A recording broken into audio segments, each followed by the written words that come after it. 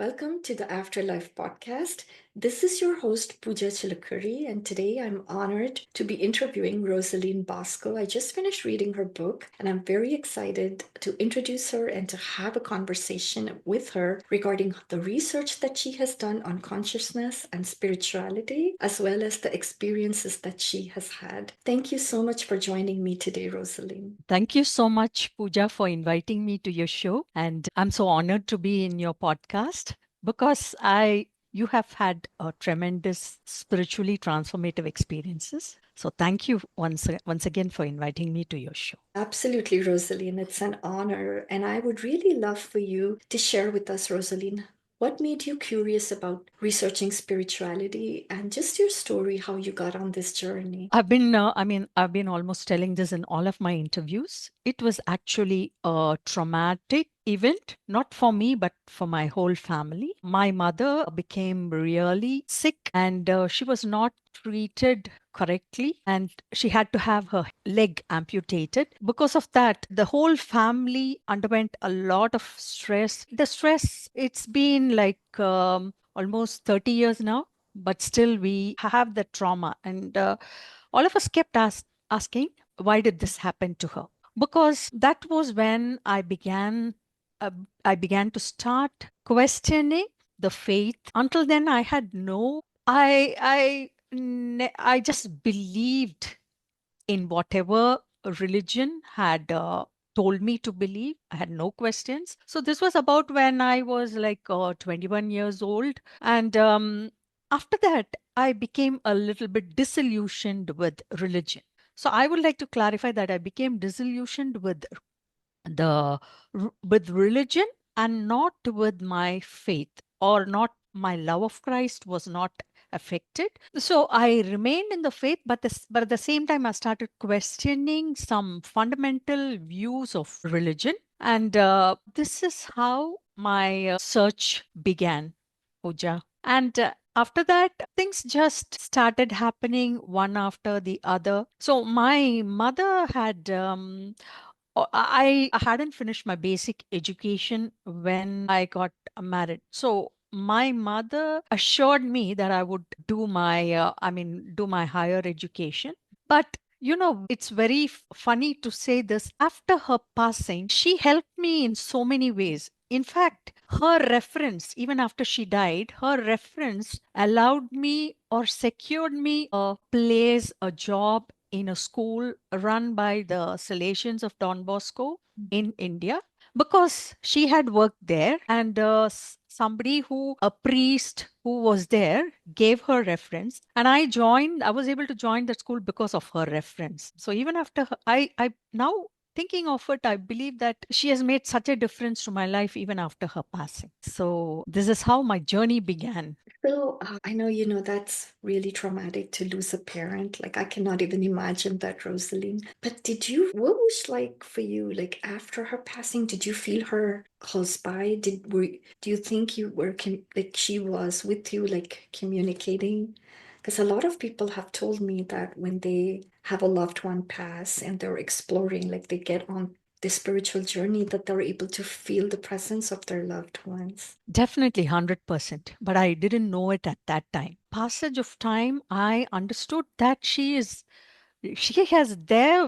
been there with me, definitely, because in my religion, in which I was brought up, Roman Catholicism, I was not made aware of all our ancestors or spirit guides, or that these people, I thought angels were separate entities and our ancestors, and they didn't have any role to play after they passed. But then I could feel a presence, a very small, but it was very reassuring. Like a small thing would be. I would hear a small noise in the kitchen when I was alone, or when I was feeling very lonely or something like that. These kind of things which cannot be ignored, but at the same time, they were not very uh, frightening, or something that would create fear. And I would like to tell you that the Mandela effect, which I experienced, was quite crazy, Pooja, because I would find, I would care a key would be in its place.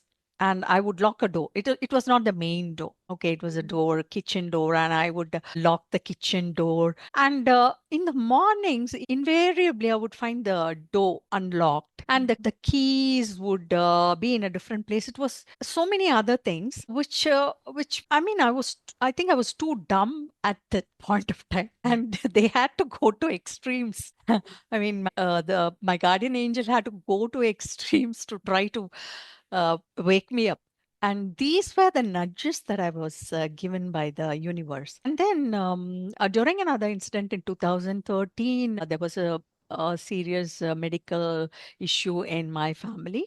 And at the time, I was given 100% support. I mean, then again, the struggle was there. All the human physical effort had to be put in, but the same time, the support and the efficacy of that procedure was really exemplary, I would say. Do you think, Rosaline, like when you say it started you on a spiritual quest, do you have any one specific incident that really, like a lot of people say they start the journey, but then like the way you're describing, feeling your mom's presence or this Mandela effect, like are these just little things that added up, or was there like one specific incident that got you like really curious? Yeah, a very specific incident was when I had given my jewel to my daughter, and she had it in her with her.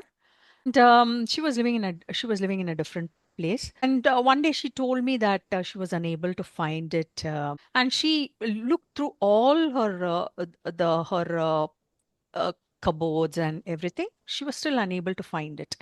And then after some time, I visited her.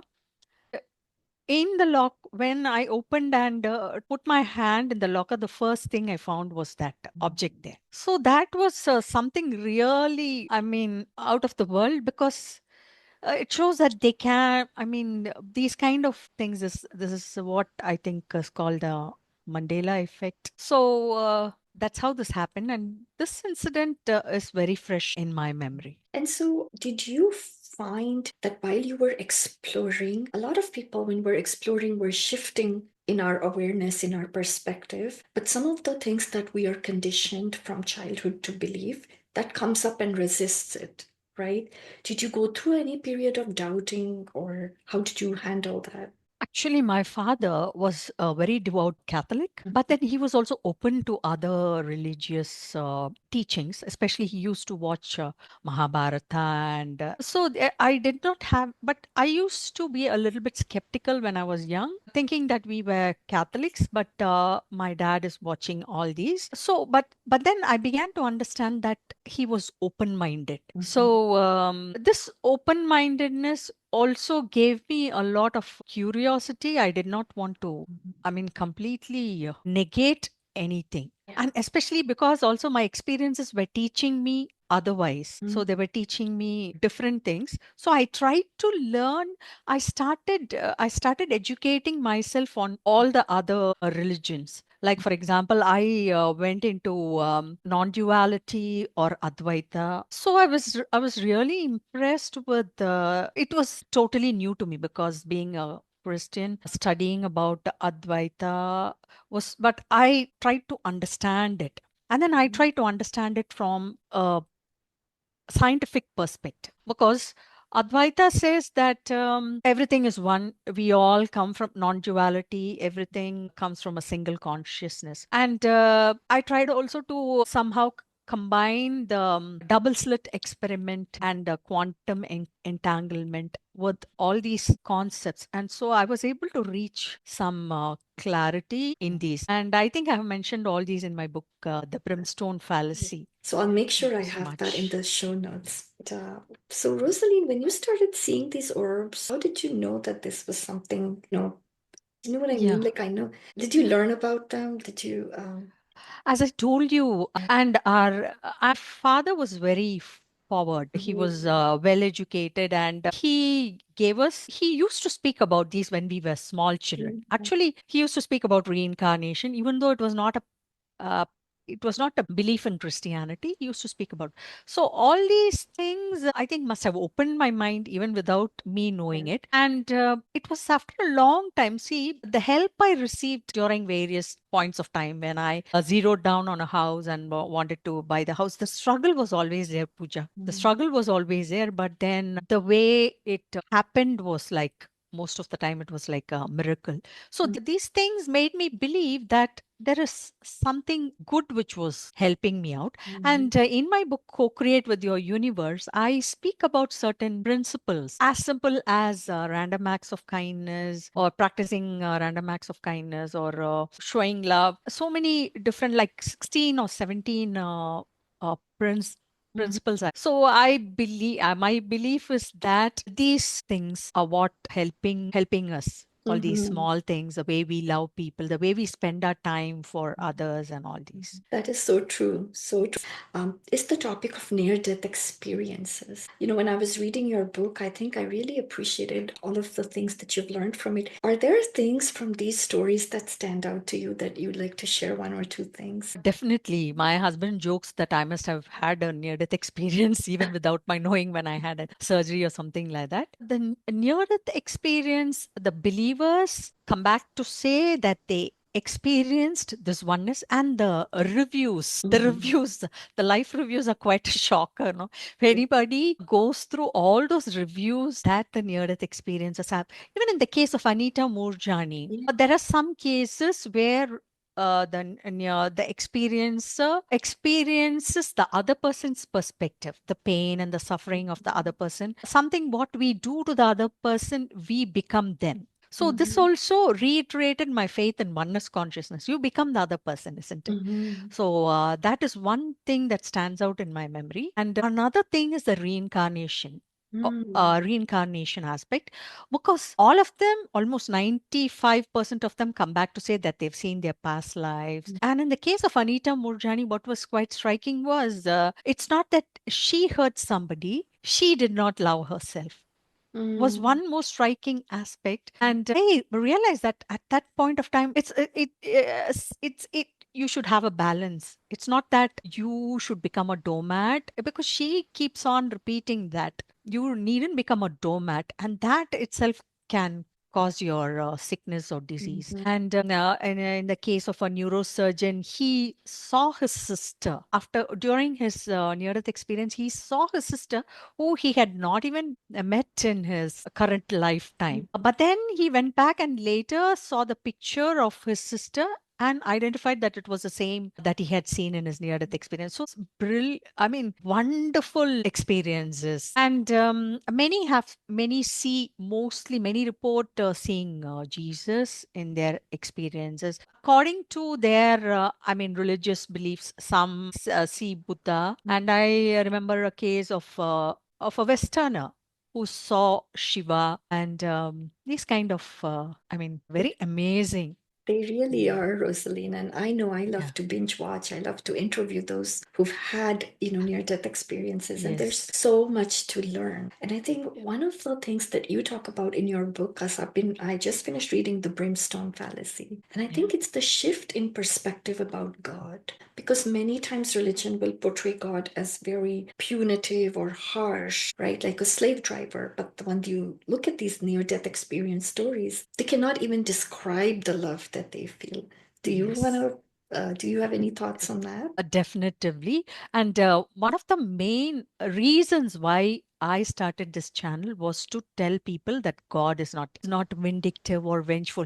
Because when we talk about Christianity, everything that Jesus Christ wanted to change about the Old Testament was that God is unconditional love, like welcoming the prodigal son and not stoning the woman who was condemned by society. So, from the beginning to the end, Jesus talked about unconditional love and forgiveness. But then this has been, there's a lot of element of guilt combined with religion and condemnation and judgment, and people are being misled. by religious diktats because of each fundamental concepts practiced by different religions. Actually, when I did a show with Alex Ferrari, he was very happy to read my book, The Brimstone Fallacy, and he began the interview by saying that it appealed to him very much because I gave a lot of, I mean, my own simple examples to show that God cannot be a vindictive or a judgmental person. In this context, Pooja, I would like to tell you that there is a concept of karma, and Anita Murjani, she says actually that it is not, she doesn't speak much of karma. It might be the soul's purpose. So Mm. when we think of karma, it becomes like a kind of a punishment or a judgment, or somebody else is inflicting something on you. But when you look at it as a soul's perspective to evolve, then it is you yourself who understand that you have to change certain aspects of your consciousness. This is highly revealing, but religion believes that somebody else from the outside is going to judge you and punish you, which is Mhm. exactly the opposite of, what Christ teaches. This Absolutely, is my absolutely, Rosaline. And I really love you touched in your book also about the concept of heaven and hell, because many religions have this concept of afterlife as a place of reward or punishment. And I think that is so counterproductive to our soul's growth. Do you definitely. have any thoughts on that? I love what you've said in your book. So anything you want to share with us? Recently, I interviewed Peter Panagore, who has had a wonderful near-death experience, and he says he saw the light, and he felt that he had some kind of, a darkness from his previous life. He was able to see his past lives, and he had some kind of a darkness which he tried to hide from the light. But Mhm. then the light made him, almost he plunged into the darkness. And what he says, I agree with what he says about hell. He says that he created his hell at that time when he was trying to hide the guilt. My thought is that when you realize your darkness and when you become aware and when you try to Mhm. get over it and move on, you can move on at any point of time in your life. Why would God want to punish you when you have moved on? That seems a kind of, a revengeful God to me. No, you did this, but you changed, but yet again, I want to punish you for what you did earlier. It's That's so it. counterintuitive, right? Because Jesus's last words on the cross, what we have recorded is, forgive them for they do not know what they're doing. So how can Yes. we take those Yes. words and then Yes. imagine that we're all going to be condemned to hell because of the things we've Yes. done? And I agree, Rosaline, because this is a very difficult one to get through to a lot of people because we've been so deeply conditioned to believe in this. And then many Yeah. people think that's the only way we're going to have some kind of accountability. But that's not true because you just mentioned the life reviews, right, that we Yeah. see from near death experiences. And I think also a very important point that you make is it's nobody's judging us. We are just looking at it and judging it from the perspective of did we achieve or did we fall short of what the soul's purpose was, right? Uh, when you look at this book, God has our backs. My what I've written there is God has a master plan for every one of us, and His network is very powerful. This Yes. I wrote before like 6 or 7 years. So I felt that all these books were written in a very short period of time, Mm. and this highlight you must have definitely heard about A Course in Miracles, isn't it? So I talking about forgiveness. So everything that this is a channeled text, and everything that Jesus has spoken about in this is about forgiveness. And even though you think that your brother has sinned against you, you don't know the truth, the real Mhm. picture. You don't have the full picture, Mm. as you say. Yes. Yes. Very important. Thank you. Thank you. No, it's very important. The reason I'm having these conversations is because, a lot of people are becoming very disillusioned with religion. Also, it's hard to let go because the shift is scary. When we don't know if we let go of the ground we're standing on, where are we going to land? So I really think it's important to have these conversations so people can just be educated and aware of a different way of thinking, right? Yeah, So I definitely. very Yeah. appreciate that you've written and you shared quite a bit. There's actually another thing in your book. It's a quote that I love. And I'm going to read the quote and then, with your permission, and then I'm going to want your Thank you. thoughts on this. Because we are talking about religion. And in this quote, you say, Rosaline, religions and social structures preach exclusivity, while only inclusiveness can save us from great danger. So I think we were talking about humanity here. So can you just comment on that a little bit? Yes, because at one point of time, people thought that only at least Christians believed that only they will be saved, or this was some kind of a privilege handed to them on a platter. For what reason? If we don't believe in reincarnation or that concept, why would there would be chosen people? Why would be they be given this special privilege? So that does not resonate with me at all. Mhm. So sorry, I just lost my. Can you repeat? Yeah, that is why we cannot believe ourselves to be. If we believe us, if somebody believes themselves to be exclusive, then if I don't believe in inclusivity, then I am mocking God, Mm. because I think that God is partial and he would not, I mean, that apart from the gender, God, the source, would not show the same love to another of its creation, which is not the right. As we progress in our thinking, inclusivity becomes a must out of the simple understanding of what God is. It's not a God who which is prejudiced or partial, or chooses a part of its creation and condemns another, is No. my Yeah, that's humble. awesome. That's beautifully said, Rosaline. Thank you. No, sometimes it's very hard because when we get very deep inside of doctrine or dogma, it doesn't matter which religion, right? When we become fundamentalists, no matter which religion, we start excluding everybody else. Yes. And And that's where the, yeah. yeah, I agree that I mean, everybody has a kind of a inbuilt bias, which because of our cultural and social conditioning. But I think we will have to make an effort to overcome it, and then I think that will take us closer to God. I think so. Yes. Actually, you've said that in your book. I really love it, so I'm going to read another quote from it. And I think in that same section about religion, you also say religion could become a unifying force of great power if identities are merged to create inclusiveness rather than exclusivity. When separateness is given up and global interconnectedness happens, Christ consciousness will pervade the world. Yes. So loving everybody, right? Loving each other, even with the differences. Yes, that is what Jesus was. I mean, that was why he came into the world, to give this message. Thank you for sharing that, Rosaline. I really appreciate it.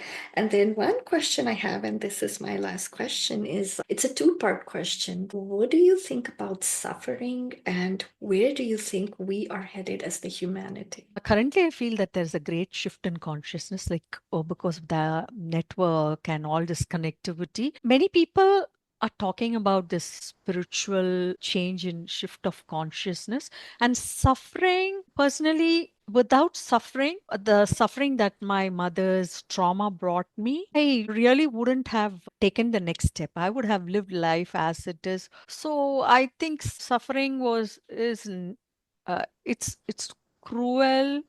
It's a cruel thing to say, but again, when you look at it from the point of view of the soul's purpose, Mhm. so there are near-death experiencers who, I mean, remember their pre-birth experiences, the Mhm. pre-birth experiences of the soul. So they tell us that they have come with this plan. So I Mhm. think suffering is an inevitable part of our life, Yeah. and That's really beautifully said, Rosaline. Thank you. And thank you for sharing everything with us and all that footage and your journey. And I really, really appreciate it. Thank you very much. thank you so much, Pooja, for having me on your show.